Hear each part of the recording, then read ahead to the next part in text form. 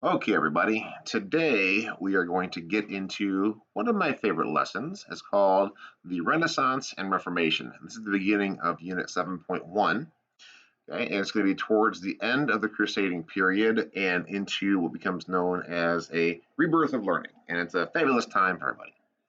So we're talking about after the Crusades. Remember that warring period of a long time of people sailing from Europe over to the Holy Land, trying to reclaim it in the name of Jesus and the church. And first they claim it, and then they can't get a hold of it. Then Saladin comes, and they reclaim it again, and it's just all kinds of nonsense. Well, we're at the end of that, thank goodness. But there's still warring going on in Europe, unfortunately, because there's always warring going on in Europe. Not everybody likes each other. But the Renaissance kind of changes all that. So the essential question goes along with that idea. The Renaissance came about at the end of the crusading period in Europe. Even though much of Western Europe was still occupied by kings under constant warfare over land, the eastern portion of Europe was different. Explain how the people in Eastern Europe, specifically northern Italy, were able to avoid this warfare of kings and create a rebirth of learning for all of Europe. Thank you, Northern Italy. So we have our key terms of important people. Florence, a city in Italy, birthplace of what is called the Renaissance. Leonardo da Vinci, Renaissance artist and scientist. The Renaissance is a time of rebirth and learning in Europe. Realism, art, paintings and sculptures portrayed realistically. Michelangelo, Renaissance artist and thinker. Perspective, showing objects as they appear to the eye. Reformation, Martin Luther, he's a monk, changes religious customs with the Catholic Church. Indulgences, official pardons by the Pope in exchange for money. That's not a good thing. Protestants, people who protested the ways of the Roman Catholic Church. These will all come into play in a few minutes. Okay, let's get into the birth of the Renaissance. The Renaissance was a rebirth of learning, art, literature, science. It began at the end of the Middle Ages in northern Italy in a city called Florence. So we're talking the end of the Middle Ages. We're talking just around 1500. So 1500 is the beginning of the modern age. So if we're looking at the end of the middle, we're talking 1450 in that general area. Western Europe was controlled by kings and popes, and protection came from the clergy and lords. It was filled with disease and warfare. In northern Italy, they were self-ruled through city-states. Wealthy merchants held the power in the east. They controlled trade from Asia, silk and spices, which made them very wealthy. So you can see in Italy, you've got these individual little city-states, right? Venice, Milan, Florence, kingdoms of Naples, Sicily, Corsica, Genoa, Savoy. These are all independent city-states with, all right? So the city right there, Florence, controls all the land around it. That is what's called a city-state, if you remember correctly from our earlier lessons. So that's how Italy was able to stay out of all this warfare because these wealthy merchants controlled not all of Italy, but small territories, enough so where they could hire their own armies and protect their interests there. So we have wealth and power. The wealthy merchants in the East had more time to think and read and enjoy the arts. So they became what becomes known as patrons. The patrons of the arts, who are people who sponsored artists and art schools, much like professional athletes today. So if you think about it, major professional athletes have sponsors. Look at let's get the big one, LeBron James. Who is his sponsor? I think it's Nike. I'm not 100% sure, but I'm pretty positive. So Nike is his sponsor. Why does Nike sponsor LeBron? Because LeBron's the best. Nike is a high quality sports good. Okay, shoes, athletic gear, whatever. So the better the artist, the more money you made from your patrons. Many artists competed for money. The merchants expressed a love for God. They built and decorated churches and fine homes. They commissioned many artists like Da Vinci and Michelangelo. So these are the guys who are going to be providing money to build up these Italian city states. All right? Because they're not kings, they're just wealthy guys who made a good deal one day and became very wealthy merchants. And then their families have just, enhanced that wealth over the generations. So at this point, we're looking at guys who are third, fourth, fifth generation merchants of the same business, same family business. Okay, one of those guys, if you look at this painting, his name is Lorenzo de Medici. He funded many of the great Renaissance artists. His family, the de Medicis, were huge patrons of the arts and promoted them all throughout their lifetime. One of those artists is, you'll know, Leonardo da Vinci. Renaissance artists were like those of ancient Greece and Rome, to show things the way they really looked. It's called realism, making things look realistic. You remember some of the paintings and the artwork that I would show you from the early Middle Ages and how just obscure they were? Because people really didn't pay attention to that kind of stuff. It was just, like a second grader drew it. Leonardo was one of the foremost artists during the Renaissance. He was obsessed with flying and created drawings of airplanes, helicopters, and parachutes. He was also intrigued by movement, especially the human body. Very talented painter. He's the guy who painted the Mona Lisa.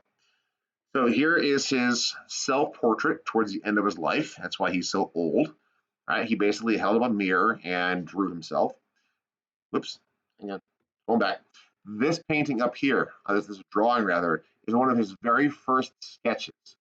Right? He had a sketchbook that he had kept over the years, and this is one of the very first things he ever sketched. It's just the valley where his home was when he was a boy.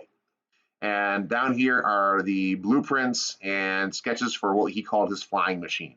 Essentially, it looks like a bird or a bat wing. Here are some more of his sketches. He was very much into human body and anatomy, like I said. So you can see you have it looks like a femur, and here the foot down here, toes and things. Here's the shoulder blade, okay? Shoulder, elbow, hands. You see how detailed these are. These are his sketches. Okay. Over here you have just a typical sketch of a horse, right? But what do you notice about the sketch of this horse? It's got shadows. It's got three-dimension. The shadows create the muscle tone in the legs and in the jaw and the neck. Who cares about the mane? It's just shadowed in. This muscle tone really gives the horse life, right? The muscles out here in front of the horse, right? The hooves, everything looks very realistic. Some of his more famous paintings, right? Madonna of the Rocks. Okay, this is a great way of realism, looking at realism, because this is what I call the finger squish test, right? So these rocks back here look really small. So if you look at this little obtruding rock right there, coming out of the water behind this young lady and her family, if you move it over next to her head, it's about the size of her head, right? But in reality, it looks smaller because it's further away.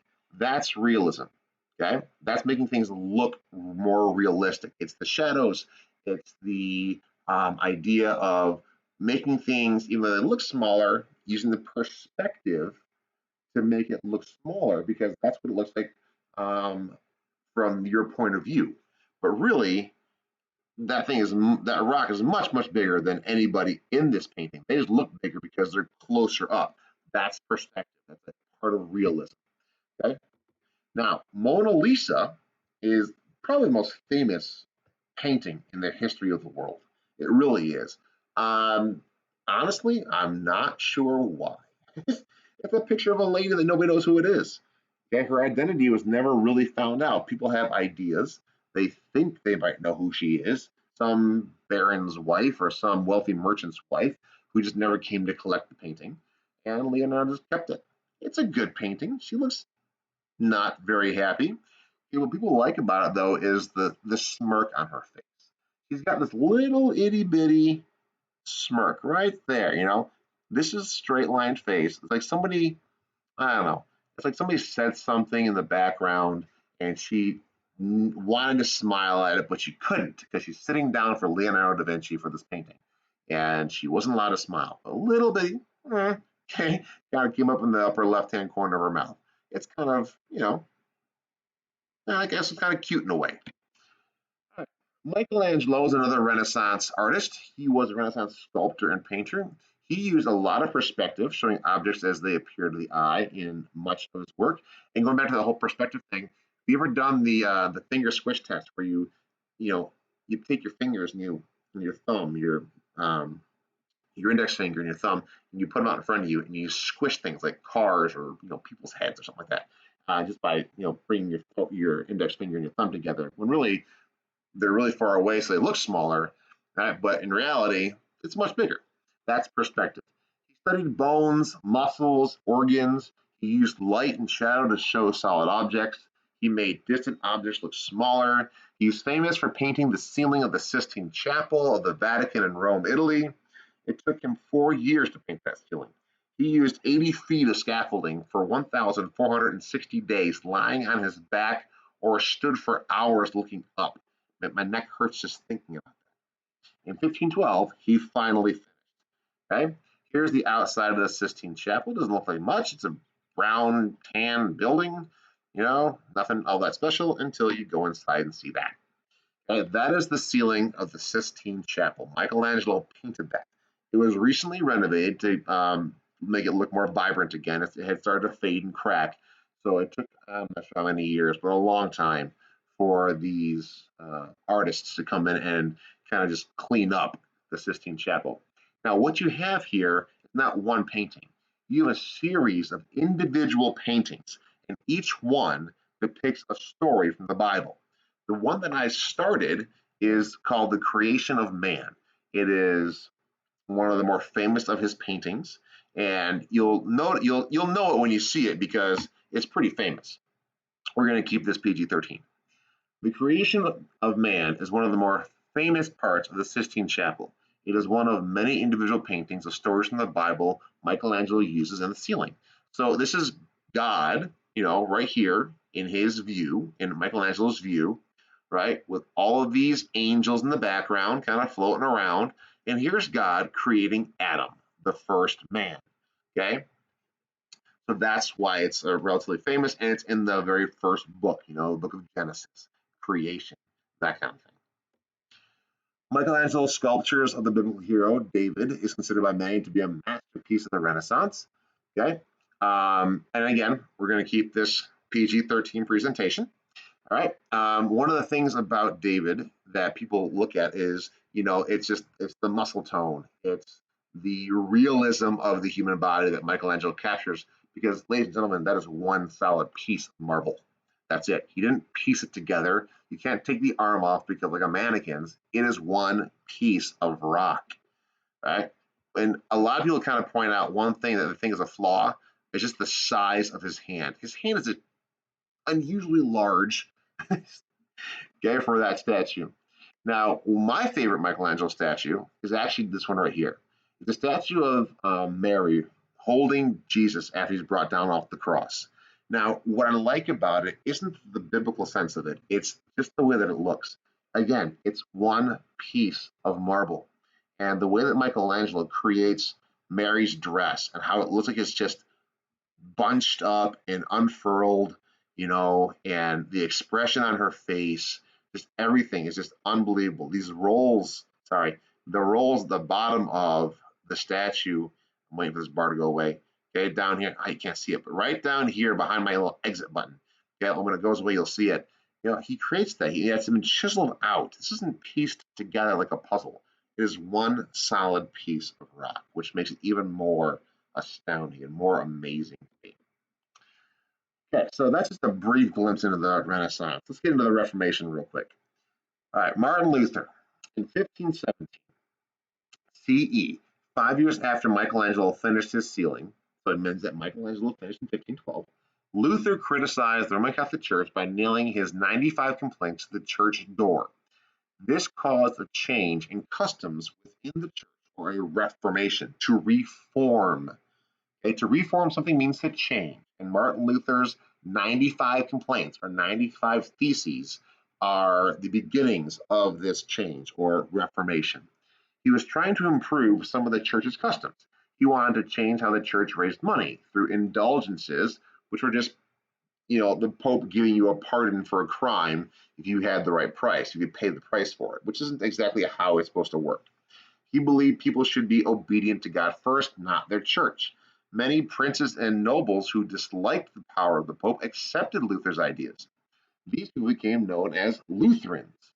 By the time Luther died, most of Germany was Lutheran. Other people with similar views as Luther's became known as Protestants out of the protest of the Roman Catholic Church. So, up until this point, the Christian church was the Roman Catholic Church. Okay? The Catholic Church was it. That is the whole Roman Catholic Church. So, what we have here is that Martin Luther comes into play, and he doesn't like the way that the church is operating because they aren't really being, Christian. And he decides to change it and challenge it. And the people who believed in him and wanted to follow his rules and laws, okay, they were called Lutherans. And as that idea spread, more and more people started going against the Catholic Church. Those were the people that were just called Protestants because they protested the church. This threatened the direct power of the Catholic Church at that time. So we have here is that some very intelligent Catholics decide, you know what, these people are right. We need to change things. And this becomes known as the Catholic Reformation. Some of the Catholics within the church agreed with some of the protests against them. Pope Paul III wanted to change the church from the inside out, meaning he wanted to change some of the ways that the church was dealing with things from their point of view. Saint Vincent de Paul worked to help the poor people of Paris. Ignatius Loyola founded the Society of Jesus, also known as Jesuits. They were some of the most highly educated people in Europe. They became known as teachers and missionaries, and their biggest idea here was to spread Christianity all through Europe, but to do it the right way, not through things like indulgences and threats and things like that. All right, so that is our lesson for this week. Okay, 7.1, Renaissance and Reformation. Okay, where it comes from. Now, this art and literature and science and change in the church, which also changes education, really does swing the European nations, kings, kingdoms, city-states out of the Dark Ages and the Middle Ages, out of that warring time, and into what becomes more of a peaceful and more of a, I guess, rebirth of society in Europe. All right. If you have any questions, you guys can go ahead and message me on Schoology, get onto the Zoom meetings. All right. I hope you guys have a great week, and I will hopefully talk to you soon.